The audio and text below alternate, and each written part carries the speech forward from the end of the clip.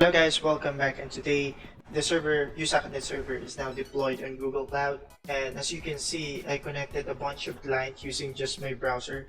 I don't want to use artillery right now just to make things a bit more realistic. So if I try to bring back the Chrome here, because I choose the Google instance, the Google machine located at US. This is one of my old server, my clients for WordPress website. So I did try to reuse the server and run it, install bunch of software required by USocketNet, including Yings, MySQL because of the REST API, Redis, what else? Redis for the MySQL database, and PHP of course for the WordPress. And as you can see, every seconds we have a peak of 35, 29 to 37 per second of messages coming in from this browser. Each of this client, as you can see. That's why if we try to take a look here, from what I know, from what I remember, I ping my server at US. It is about less of a gigabit speed. Internet capacity, yes.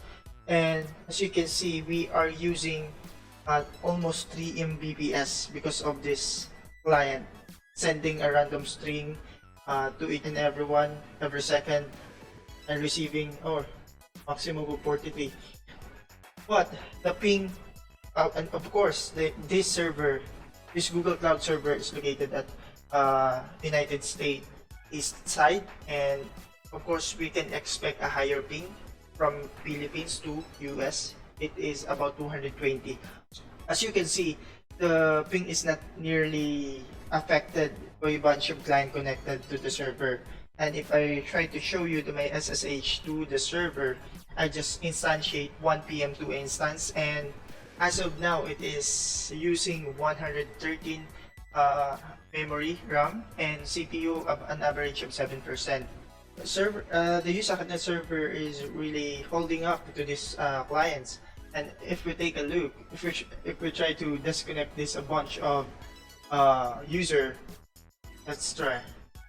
We can see here that we will have a disconnection, a bunch of disconnection from that browser.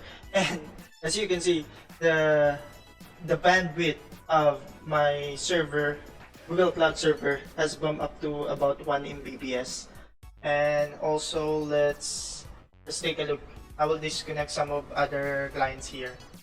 1, 2, 3, 4, 5, 6, 7, 8, 9, 10, 11, 12, 13, 14, 15, 16, 17, 18, 19. So we are all now disconnected, and now the traffic is now 0. So 3 Mbps, why is it? Because I scripted the front end, my demo front end, to send to each of the client, having a toggle of on or off to enable the browser to send a random string, a length of 30 length, and send that to the server, and each and every one of the client will receive it. As you can see, if we try to take a look of our memory here, it is now 82, but before the initialized memory is 22 to 30. So we have to fix some memory leak here, I know, because this should be returned to its previous memory, which is 20 to 40 MB. And this is one of the issues of USocket right now, but in terms of stability and reliability, I think it's keeping up and holding on to the promise of being a scalable and reliable real-time event-based and callback-oriented real-time multiplayer server for your games and chat application. And also, I just want to share to you now, these are the locations that because I'm in the Philippines, Manila, the nearest Google server is at Hong Kong. That's right. So depending on the location, so USocketNet design will be upgraded to a region base. So for example, you are in Asia, a player is in Asia, the player will be connected, you will authenticate to the REST API, which is a global REST or user management. user management server. So the user will try to REST API to the by giving the password, the username, and also app ID that he is targeting to connect to. And the server or the REST API will give him the list of available server, and the first an index of 1 will be given to that user. The index of 1 is supposed to be the nearest region, so this will be the most important factor for designing our matchmaking. So it is now a region based. And also for the server types, we have now master and message server, which is previously chat server. We have the game server and also the match server, which is, but I am planning to take the match server into the master server. So I want to, because I think master server will have no other work other than sending and receiving data from the REST API. So that's it.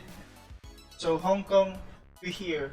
I think I will try to move out all of my server to Singapore or Hong Kong. In the difference of price, it is only $1. I think $1 higher, so 70 ms. I think I will choose Hong Kong just to deploy this. But I apologize for those in the US or somewhere in Europe that will have higher ping. But if the release of this project will become successful, I will try to deploy regionalize. So I will try to deploy in US, Europe, and making the USocketNet available for the public. So that's it for now. And I think the investigation or the evaluation of the USocketNet server version 0.10, I know we are too far from the release, but we will do our best to make this project a more stable release.